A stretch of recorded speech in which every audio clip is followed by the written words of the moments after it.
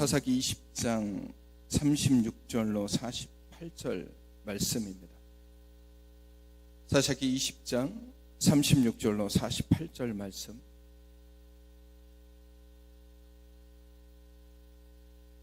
이에 베냐민 자손이 자기가 패한 것을 깨달았으니 이는 이스라엘 사람이 기브아에 매복한 군사를 믿고 잠깐 베냐민 사람 앞에 피하매 복병이 급히 나와 기브아로 돌격하고 나아가며 칼날로 온 성읍을 쳤음이더라. 처음에 이스라엘 사람과 복병 사이에 약속하기를 성읍에서 큰 연기가 치솟는 것으로 군호를 삼자 하고 이스라엘 사람은 싸우다가 물러가고 베냐민 사람은 이스라엘 사람 30명가량을 쳐 죽이기를 시작하며 이르기를 이들이 틀림없이 처음 싸움같이 우리에게 패한다 하다가 연기구름이 기둥같이 성읍 가운데에서 치솟을 때에 베냐민 사람이 뒤를 돌아보매 온 성읍 위에 연기가 하늘에 닿았고 이스라엘 사람은 돌아서는지라.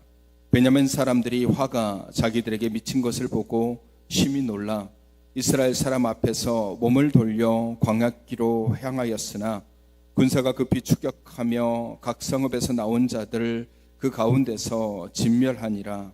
그들이 베냐민 사람을 에워싸고 기브아 앞 동쪽까지 추격하며 그 쉬는 곳에서 짓밟음에 베냐민 중에서 엎드려진 자가 18,000명이니 다 용사더라. 그들이 몸을 돌려 광야로 도망하였으나 림몬 바위에 이르니 큰 길에서 이스라엘이 또 5,000명을 이삭 줍듯 하고 또 급히 그 뒤를 따라 기둠에 이르러 또 2,000명을 죽였으니 이날에 베냐민 사람으로서 칼을 빼는 자가 엎드려진 것이 모두 25,000명이니 다 용사였더라.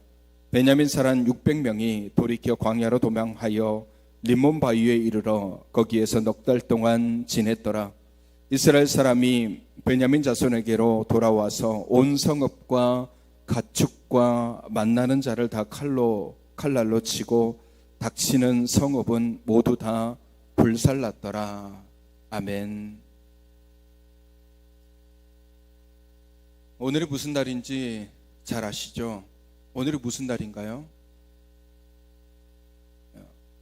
6.25가 일어난 지 전쟁 72주년, 벌써 72년이 지난 날입니다.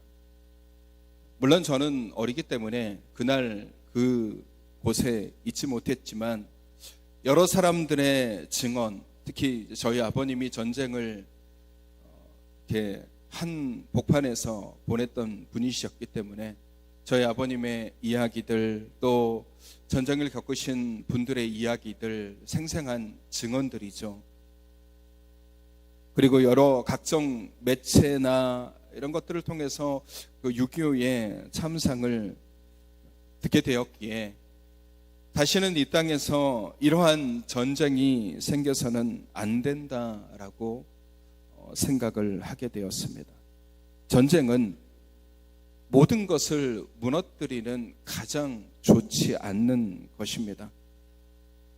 그리고 결국 전쟁을 돌이켜보면 사람들의 교만함과 욕심으로 인해서 그러한 전쟁이 만들어졌기 때문에 전쟁의 결과 또한 결코 좋지 않습니다. 전쟁은 승리자와 패배자가 없습니다. 이겨도 이긴 것이 아닌 거죠. 이겨도 수많은 사람들이 죽고 다치고 그로 인해서 오는 상처들, 또 이재민들, 피난민들, 또 부모를 잃은 아이들, 고아들, 남편을 여의고 아내를 잃어버린 이런 난민들이 얼마나 많이 생겨납니까? 다 피를 흘리고 양쪽 다 피를 흘리고 슬픔과 안타까움만 존재하기 때문에 전쟁은 결코 있어서는 안 되죠. 최근에 보면 러시아와 우크라이나 전쟁을 통해서도 그 전쟁의 참상이 얼마나 정말 잔혹하고 가슴 아픈지를 보게 됩니다. 아프리카 같은 곳에서 내전들이 일어나면서 같은 민족끼리 얼마나 많은 서로 총칼을 겨누고 그런 일들을 행하고 있습니다. 우리나라도 남과 북이 싸움을 해서 피를 흘렸습니다. 벌써 72년이 흘렀어요. 그리고 이 땅에 평화가 생겨나기 시작하고 우리는 지금 이제 평화의 길을 걸어가고 있습니다. 그러니까 평화로울 때는 이 평화가 좋은지에 대해서 사람들이 잘 몰라요. 깨닫지를 못합니다. 그래서 뭔가 안 좋은 일이 생기고 뭔가 이렇게 좀 부글부글한 게 있으면 싸워야 돼, 이런 식으로 반응하는 경우들이 많은데, 우리는 지금 우리가 누리고 있는 이 평화를 정말 감사해야 되고 고마워해야 되며 사랑해야 됩니다. 평화를 추구하지 않으면 결국은 남는 거는 싸움밖에 없는 것이죠. 크고 작은 싸움들이, 전쟁들이 벌어지잖아요. 나라와 나라끼리 싸움이 생기고, 공동체와 공동체끼리 싸움이 생기고, 사람과 사람끼리 그런 사회와 사회끼리 벌어지는, 모두가 슬퍼하고 모두가 힘들어하는 일들을 이렇게 만들어 내게 되는 것입니다. 오늘 우리가 읽은 이 사사기는 그런 부분들을 정말 잘 보여주는 성경 말씀이에요. 하나님께서 사사를 세우시고 그 사사를 통해서 이스라엘을 공격하는 자들에게 이스라엘을 보호해 주었습니다. 그리고 이렇게 된 것은 여호수아가 죽은 후에 이스라엘 백성들이 하나님을 멀리했기 때문에 그래요. 하나님을 멀리하니까 하나님께서 이스라엘 백성들을 다른 나라에 내줍니다. 그랬더니 뭐 아람이든지 블레셋이든지 이런 아말렉이든지 이런 민족들이 이스라엘을 자꾸 공격하기 시작하죠. 하나님을 멀리하니까 이방 나라들이 이들을 공격합니다. 그래서 이들이 고통을 당하고 힘듦을 당하니까 하나님 앞에 부르짖죠. 부르짖으니까 하나님께서 사사를 세워주십니다. 그래서 이 사사를 통해서 이스라엘을 적으로부터 보호해 주는 그런 일들의 반복. 사사가 보호해줘서 사사가 있는 동안 한 몇십 년 동안 평안했다가 또 사사가 죽고 나면 또 이스라엘 백성들이 하나님을 멀리했다가 또 옆 나라에게 침략당하고 고통을 당하다가 또 하나님께 부르짖고 또 하나님이 사사를 세워서 그들을 지켜주는 이런 일들이 반복되는 역사가 사사기의 역사예요. 우리가 잘 아는 삼손이 마지막 사사의 모습을 취하고 있죠. 엄밀히 따지면 마지막 사사는 사무엘입니다. 사무엘 전 마지막 사사가 삼손인데, 오늘 우리가 읽은 본문의 사건은 삼손이 죽고 난 다음 이후에 벌어진 사건들이에요. 이스라엘 연합, 이스라엘 11지파와 베냐민이라는 이스라엘의 딱 한 지파와의 싸움, 이 싸움으로 인해서 정말 많은 사람들이 죽음을 당하고 많은 것들이 무너집니다. 서로 다른 민족도 아니에요.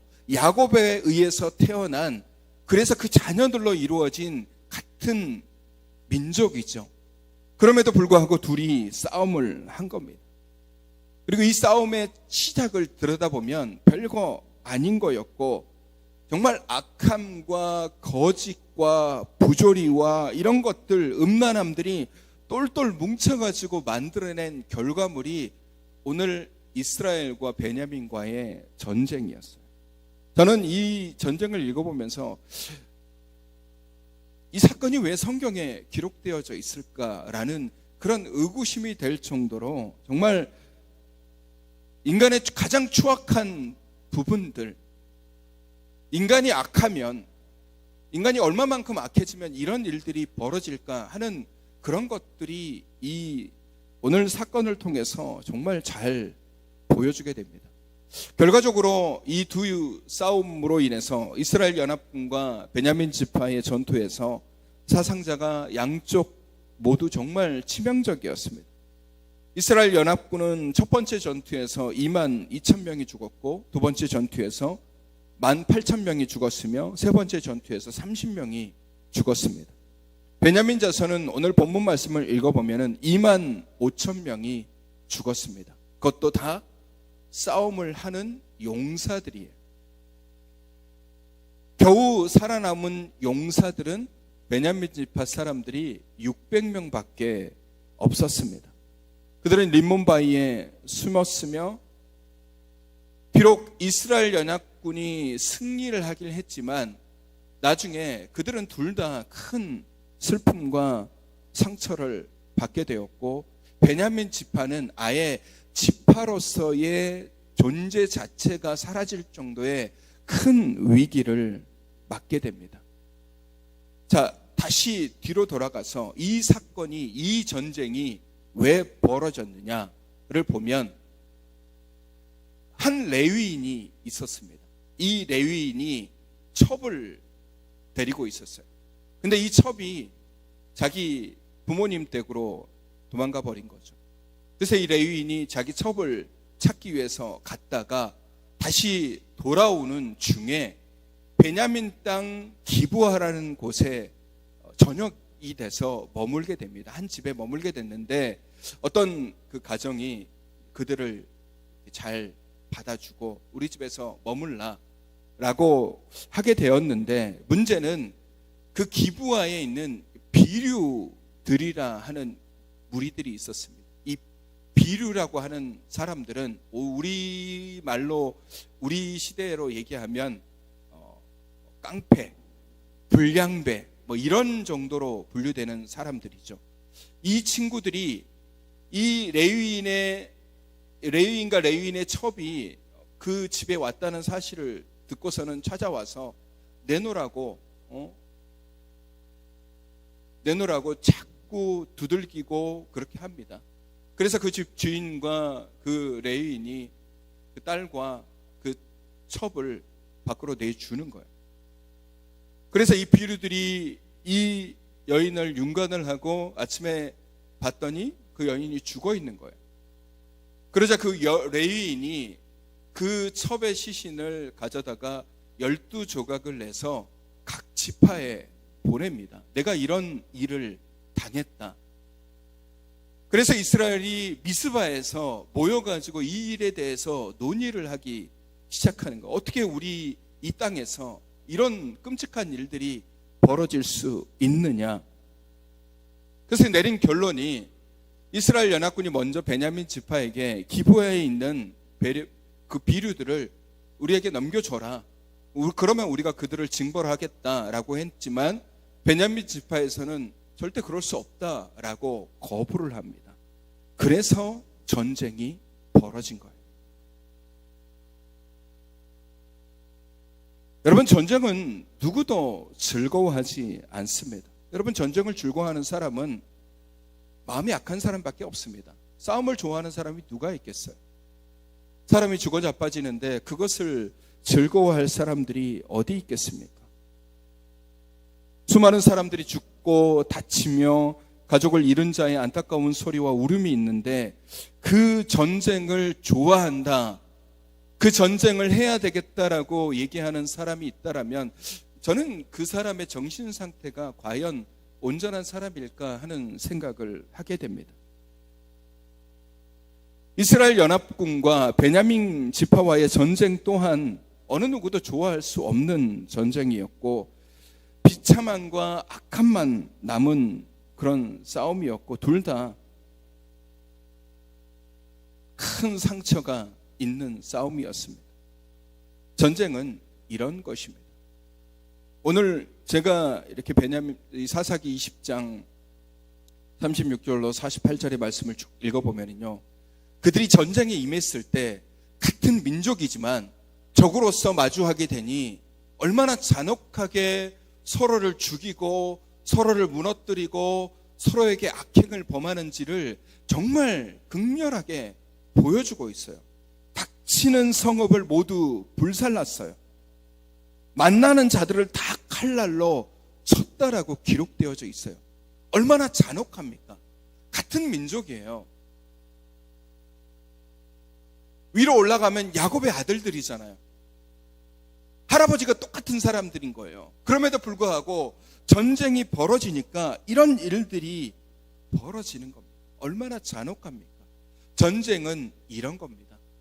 굳이 이런 것들은 겪어보지 않아도 우리는 이야기를 통해서, 매체를 통해서 혹은 주변에 일어나는 전쟁을 통해서 얼마나 많은 상처와 아픔이 있는지를 알게 되는 겁니다. 그러니까 그런 것들을 바라보면서 우리가 해야 되는 생각은 뭐냐? 우리도 전쟁을 해보자가 아니라 우리에게 주어진 이 평화가 얼마나 귀하고 감사한지를 알아야 돼. 오늘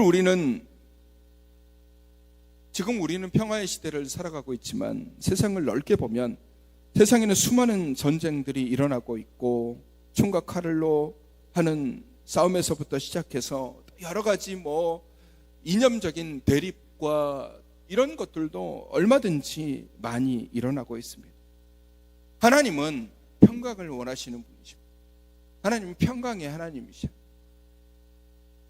둘로 하나를 만드시길 원하시고 서로가 서로에게 평강을 주기를 원하시는 그런 분임에도 불구하고 사람들은 자꾸 주어진 평화를 외면하고 자신의 욕심과 욕망을 채우기 위해서 전쟁을 벌이고 싸움을 벌이게 되는 겁니다. 세계 제1차 대전과 2차 대전을 들여다보면 그 시작점도 다들 가진 자들의 욕심과 욕망으로 자신의 땅을 넓게 하기 위해서, 자신의 것들을 더 많이 갖기 위해서, 그러기 위해서 전쟁을 벌이게 된 거고 시작하게 된 것입니다. 평화를 유지한다라는 것, 어떻게 보면 쉬워 보일 수도 있지만 반대로 얘기하면 굉장히 어려운 일입니다. 우리도 6.25라는 이런 민족 상잔의 그런 전쟁을 통해서 우리도 많은 아픔을 겪고 또 많은 군인들이 북한군과 중공군과의 싸움에서 많은 목숨을 잃어버렸습니다. 우리는 그러한 분들의 희생이 있었기 때문에 우리에게 평화가 주어진 것이다 라는 사실을 망각해서는 안 됩니다. 우리에게 주어진 지금의 이 평화, 72년 동안 이어져 있는 지금의 이 평화가 단순하게 내가 평화로운 시대에 태어났으니까 평화, 이게 아니라 이 평화를 지키기 위해서 정말로 수많은 사람들이 목숨을 내놓고 싸우고 피 흘리고 넘어지고 이런 일들을 겪고 난 다음에 우리가 이 평화를 누리고 있음을 분명히 우리는 기억해야 되고, 그래서 지금 우리가 누리는 평화는 의미 없는 평화가 아니라 그분들의 희생으로 인한 평화이기에 정말 값진 평화라는 사실을 절대로 잊어버려서는 안 됩니다. 내가 지금 누리고 있는 평화를 정말 값싸게 여기면 아무렇지도 않게 생각하게 되지만 우리가 지금 누리고 있는 이 평화는 너무나도 많은 사람들의 피를 흘리고 얻어진 결과물이다라는 사실을 기억해야 됩니다. 어떻게 보면은 지금 우리는 전쟁과 상관없다라고 생각할 수 있습니다. 우리 자체가 전쟁을 일으킬 만한 힘이 없으니까 우리는 전쟁과 상관없지라고 생각할 수 있겠지만 우리가 그렇게 바라봐서는 안 됩니다.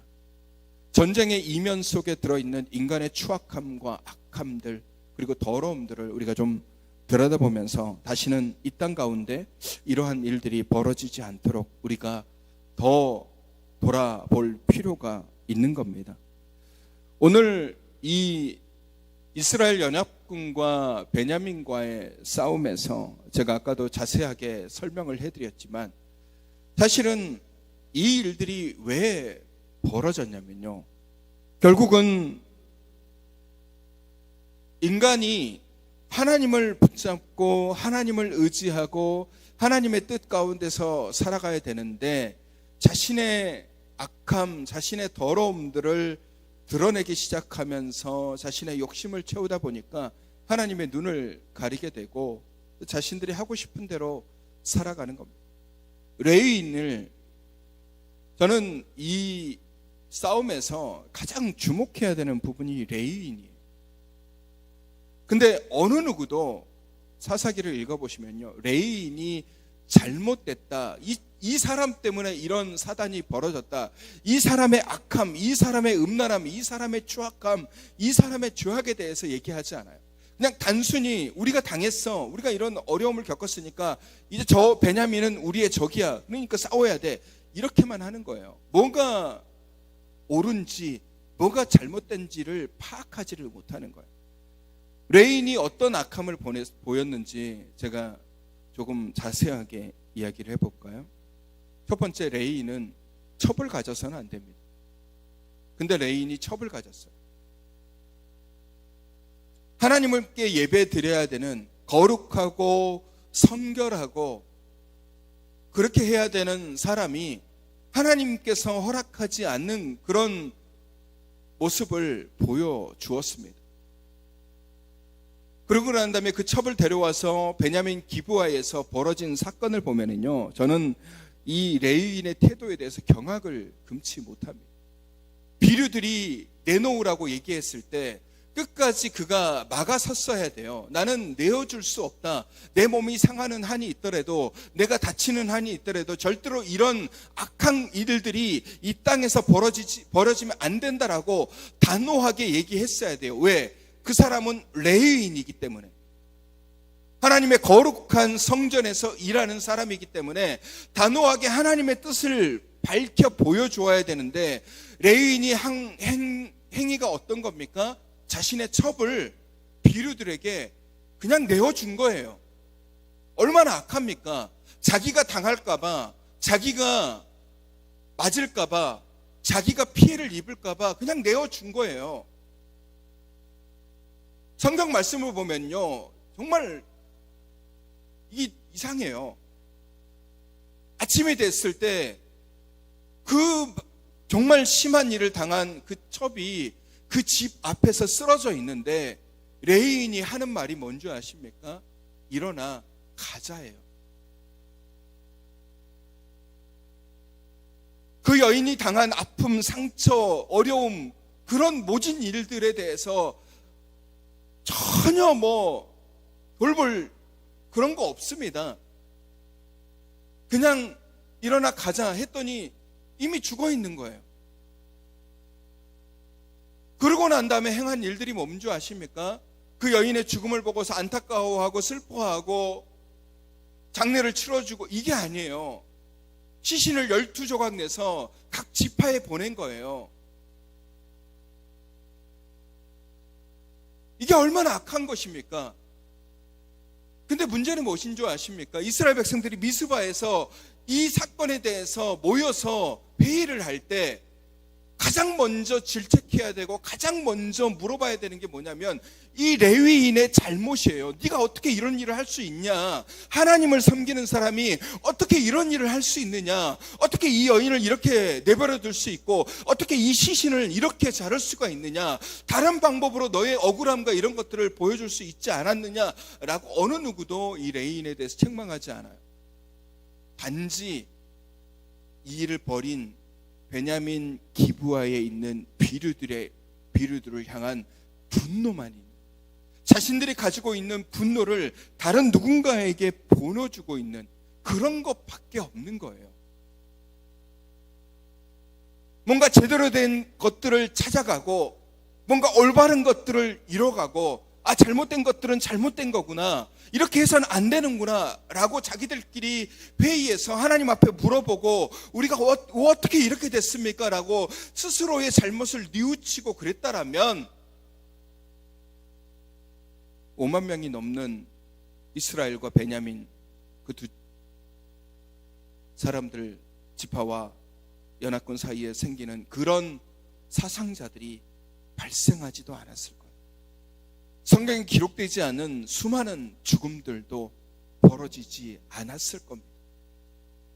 사실은 많은 사람들이 이 싸움에서 죽었어요. 그걸 어떻게 알 수 있냐면요, 오늘 말씀을 보면은 베냐민 지파 사람들이 2만 5천 명이 죽었다라고 했습니다. 그리고 남은 인원이 600명이에요. 그래서 600명이 림몬 바위에 이렇게 숨어서 4개월 동안 지냅니다.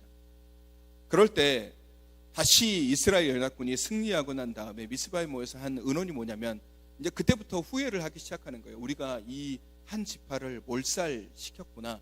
근데 그 전에 싸움을 하기 전에 미스바에서 논의한 것 중에 하나가 뭐냐면요, 이스라엘 백성들 가운데 다시는 베냐민 지파에 자기의 딸들을 주지 못할 것을 결의를 하는 거예요. 우리의 딸들은 다시는 베냐민 지파에 주지 않을 것을 다짐을 해요. 그러면 하나님의 법상으로 결혼을 하려면 각 지파에서 이스라엘 백성 안에서 결혼을 해야 되는데 주지 못하도록 결상을 해버리니까 이제 전쟁이 끝나고 난 다음에 이렇게 보니까 없는 거예요. 뭐가 없냐면 베냐민 지파 장정 600명이 나왔는데 베냐민 지파 안에 이 600명과 결혼할 여인들이 없는 거예요. 왜 없을까요? 싸움은 장정들이 했는데 왜 그 장정들과 결혼할 여인들이 없을까요? 오늘 말씀을 보면 돼요. 48절 말씀에 온 성읍과 가축과 만나는 자들을 다 칼날로 치고 닥치는 성읍은 모두 다 불살랐더라라고 하는 이런 잔혹한 일들이 그 안에서 벌어진 거예요. 이 말은 뭡니까? 베냐민 땅 안에 있는 여인들도 죽인 거예요. 만나는 자들을 닥치는 대로 가리지 않고 죽인 거예요. 그러다 보니까 이 600명이 가정을 꾸려서 다시 베냐민 지파를 이뤄갈 만한 그런 여인들이 남아있지 않은 거예요. 얼마나 추악합니까? 얼마나 추악해요. 물론 결국 베냐민 지파의 600명은 당시 미스바에 참여하지 않은 야베스 길르앗 사람의 처녀 400명과 실로에 있는 여인 200명을 통해서 가정을 이루게 해서 지파가 전속되게끔 만들어내지만 나중에 한번 사사기의 마지막 부분들을 읽어보십시오. 그런 과정들 하나하나가 정말 추악하고 악한 모습들을 그대로 보여주게 됩니다. 그래서 제가 아까 말씀드린 거, 이런 것들이 왜 성경에 들어와 있을까? 근데 다시 한번 생각해 보면 이런 부분들이 전쟁의 모습들이고 이런 부분들이 우리 안에서 정말 일어날 수 있는 일들이라는 거예요. 왜냐하면 전쟁이 벌어지고 이런 싸움들이 벌어지면 이런 일들이 벌어진다라는 거예요. 전쟁은 그 이면 속에 들어있는 추악함과 더러움과 악함들이 정말 많이 있습니다. 옛날 전쟁만 그러겠습니까? 오늘날의 전쟁도 마찬가지죠. 이스라엘과 팔레스타인의 전쟁을 보십시오. 툭하면 미사일 쏘고 툭하면 서로 싸워서 아이들도 죽고 학교에다가 포탄을 터뜨려서 죽는 사건들도 많이 생기고 또 뭐 자살 테러니 이런 것들을 통해서 얼마나 많은 그런 사람들이 죽어갑니까? 그러니까 저는 우리나라를 볼 때마다 정말 감사하게 생각하고 있습니다. 하나님께서 우리에게 이런 귀한 평화를 주신 것에. 하나님은 싸움을 원하시는 분이 아니십니다. 예수님께서도 산상수훈을 통해서 말씀하실 때에 왼뺨을 맞거든 뭐라고 말씀하셨어요? 오른뺨을 내어주라. 그러니까 비폭력주의를 예수님께서도 말씀하셨어요. 예수님께서 잡히시던 그 밤에 대제사장 말고가 예수님 앞에 섰을 때 베드로는 늘 칼을 가지고 다녔어요. 들고 갔던 칼을 뽑아서 대제사장 말고의 귀를 잘라버립니다. 그때 예수님께서 다시 그 귀를 붙여주시면서 칼로 흥한 자는 칼로 망한다라고 말씀하신 정도로 평화를 사랑하신 분이고 평강을 외치신 분이에요. 마태복음 10장에 보면은요, 예수님께서 제자들을 파송하는 장면이 나오는데 제자들을 파송하시면서 예수님께서 가장 그들에게 먼저 강조하신 게 뭐냐면 너희들이 어떤 집을 방문하거든, 그러니까 복음을 들고 어떤 집을 방문하거든 그 집에 들어가면서 평안하기를 빌라 기도하라라고 얘기해요. 그러니까 그 집에 들어가면 이 집이 평안하기를 기도해라 라고 예수님께서 말씀하시는 거예요. 예수님은 그만큼 평화를 사랑하신 분이에요. 예수님을 잡기 위해서 몽둥이와 칼과 이런 거를 들고 왔을 때도 예수님은 그냥 나만 잡아가면 되지 않겠느냐. 모진 고문과 채찍질 앞에서도 예수님은 별다른 저항하지 않으셨습니다.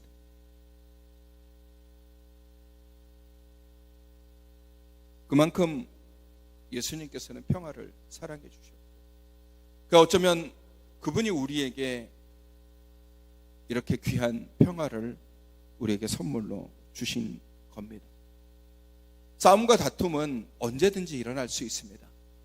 나는 싸우고 싶지 않은데, 우리 개인적으로 보면은 나는 싸우고 싶지 않은데 막 누가 나를 괴롭혀가지고, 누가 나를 건드려가지고, 누가 나를 막 모함하거나 때려서 내가 어쩔 수 없이 하는 싸움들도 있어요.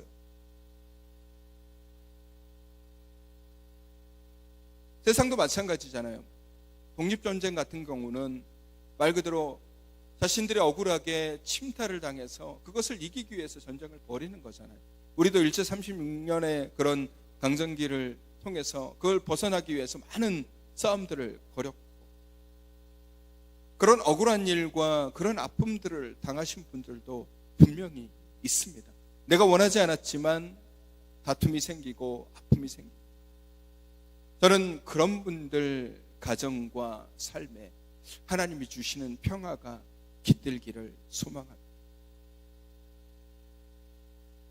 그런 모든 다툼과 상처와 아픔들이 다 해결이 되고 좋은 방향으로 해결이 되고 치유가 되어서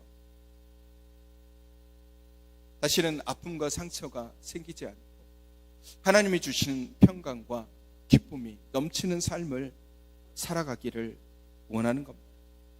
이 땅의 전쟁도 마찬가지예요. 우리는 전쟁을 하고 싶지 않지만 누군가가 우리에게 전쟁을 걸 수도 있습니다. 6.25도 마찬가지잖아요.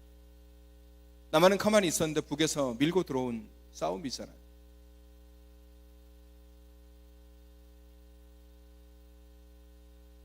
이러한 전쟁은 누구도 승자가 될 수 없고 모두가 다 아픈 현실입니다. 그래서 저는 우리에게 주어진 평화를 더 사랑하고 이 평화가 계속해서 이 땅에 존속될 수 있도록 우리가 더 기도해야 된다라고 바라보는 겁니다. 그러기 위해서는 우리는 그 날을 기억해야 돼요. 전도서 12장에 보면은 그런 말씀이 있어요. 너는 청년의 때에 너의 창조주를 기억해라. 이 말씀과 조금 다를 수도 있지만, 청년의 때의 창조주를 기억하라는 것은 어떤 삶을 살다가 어떤 힘든 일을 겪을 때 창조주 하나님을 기억함으로 인해서 나를 붙들어 주시는 분이 계시지, 나를 이렇게 세워주시는 분이 계시지, 그러면 힘들고 어려운 시기를 겪을지라도 그걸 넘기고 이겨낼 수 있는 거예요. 이 말을 6.25와 같은 시대로 얘기하면 우리는 자꾸 이 지나간 과거를 잊어버리려고 하는데 기억해야 돼요. 6.25를 기억해야 됩니다. 그 전쟁의 참상과 그 전쟁의 아픔을 기억해야 되고, 그 전쟁을 통해서 피 흘리신 분들을 분명히 기억해야 됩니다. 그래야지 지금 내가 누리고 있는 이 평화가, 지금 내가 살아가고 있는 이 땅의 평화가 얼마나 귀하고 값진 것인지, 하나님께서 이 평화를 이루시기 위해서 얼마나 많은 피들을 흘리게 하셨는지를 우리가 알게 되기 때문입니다. 그래서 우리는 그 날을 잊어버려서는 안 돼요. 6.25라는 이 사건이 72년이 지났으니까 먼 미래의 일이죠. 지금 여기에 앉아 계신 분들도 80세, 90세가 되신 분들이야 그날의 기억을 기억하시고 하시겠지만, 그 이하 되신 분들은 어린 시기에 겪으신 분들이나 전쟁 이후에 태어나신 분들은 전쟁의 아픔 이런 것들을 잘 모르게 되죠. 그래서 우리는 기억해야 돼요. 그날을 더 기억해야 됩니다. 그리고 이 땅에서 다시는 그러한 일들이 벌어지지 않도록, 그런 아픔, 그런 상처, 그런 고통들이 벌어지지 않도록 우리가 해야 되는 일들은 기억하고 기도하는 겁니다. 사랑하는 성도 여러분, 6.25 72주년입니다. 많은 힘듦과 어려움 속에서 이 땅에 하나님께서 평화를 주셨고, 72년의 시간 동안 우리는 이 평화를 이어나가고 있습니다. 앞으로도 이 평화가 주님 오시는 그날까지 쭉 이어졌으면 좋겠어요. 저뿐만 아니라 우리의 자녀들도, 우리 홍일의 군이 오늘 첫 예배를 드리러 왔는데 그 홍일의 군이 주님 나라 가는 그 순간까지 늘 주님이 주시는 평화와 이 소망을 누리며 살아갔으면 좋겠습니다. 그러기 위해서 우리는 이 평화가 얼마나 귀한지를 알아야 되고 이 평화를 위해서 늘 기도하셔야 됩니다. 사랑하는 성도 여러분, 6.25 전쟁, 아픔, 상처, 먼 나라 얘기가 아니라 우리 부모님 세대가 직접 겪은 정말 큰 아픔입니다. 어떤 분은 아직도 그 아픔이 가슴에 남아 계신 분도 계실 겁니다. 아직까지 이산 가족들이 여전히 북한에 있는 가족들을 여전히 그리워하고 계신 분들도 많이 계시다라는 이야기를 들었습니다. 저희 아버님도 돌아가시기 전에 북한에 계신 분들, 가족들에 대한 그런 말씀들을 많이 하셨어요. 그러니까 그만큼 그런 부분들이 아픔과 상처가 있는 부분이죠. 주님은, 그리고 하나님은 우리에게 평화를 원하십니다. 전쟁은 모든 사람이 다 불행해지는 사건이기에 이런 아픔, 이런 상처가 생기지 않도록 우리는 주어진 것들이 다 기쁨이고, 주어진 것들이 다 감사고, 주어진 것들이 다 행복이고, 주어진 것들이 다 은혜임을 기억하시고 이 날 잊어버리지 마시고 늘 기억하시고, 이 땅에 다른 전쟁 속에서 힘들어하는 그런 민족과 나라들이 있습니다. 그들을 위해서도 기도해 주셔서 그 안에 평화가, 평강이 임하도록 그렇게 기도하시는 저와 여러분이 되시기를 주님의 이름으로 축원합니다. 우리 찬양할까요? 은혜 찬양하겠습니다.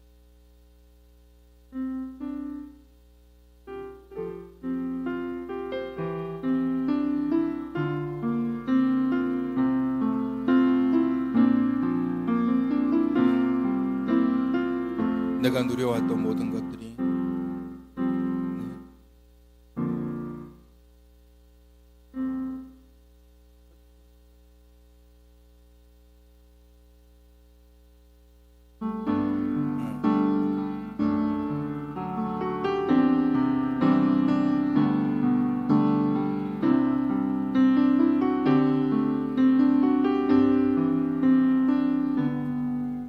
내가 누려왔던 모든 것들이, 내가 지나왔던 모든 시간이, 내가 걸어왔던 모든 순간이 당연한 것 아니라 은혜였소. 아침 해가 뜨고 저녁에 노을, 봄의 꽃향기와 가을의 열매, 변하는 계절의 모든 순간이 당연한 것 아니라 은혜였소. 모든 것이 은혜,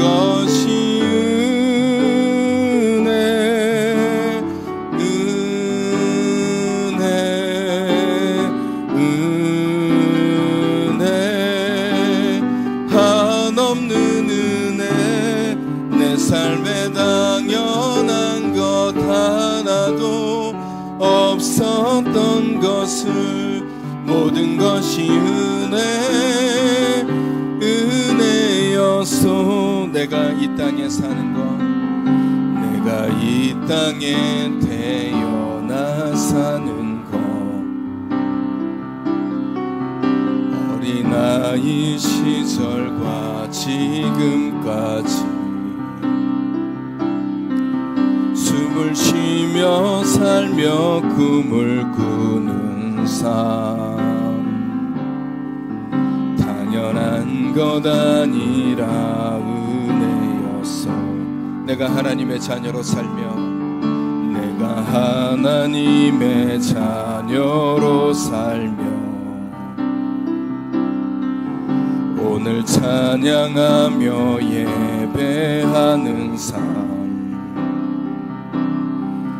복음을 전할 수 있는 축복이 당연한 것 아니라 은혜였어. 모든 것이 은혜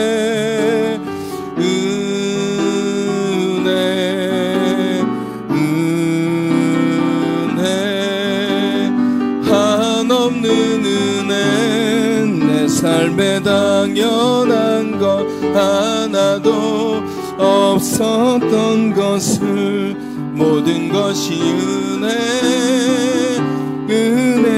은혜였소. 모든 것이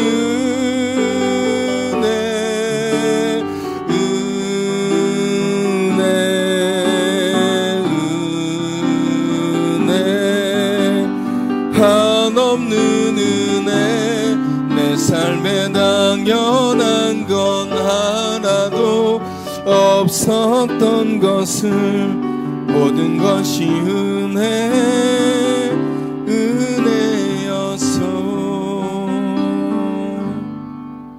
기도할까요? 사랑의 주님, 전쟁의 아픔과 상처가 지난 지 벌써 72년이 되었습니다. 6.25와 같은 전쟁을 기억하면서 우리에게 다시는 그러한 일들이 벌어지지 않도록 하여 주옵소서. 이 땅의 많은 곳에서 지금도 전쟁으로 인해서 정말 많은 사람들이, 아이들이 상처와 아픔을 겪고 있습니다. 그러한 전쟁들이 멈춰지게 하시고 주님의 평화가 이 땅 위에 임하게 하여 주시옵소서. 우리의 삶 속에도 수많은 다툼과 싸움들이 있습니다. 그 싸움들이 멈춰지게 하시고 선한 하나님의 뜻을 이루가 용서하고 사랑하는 우리가 되게 하여 주시옵소서.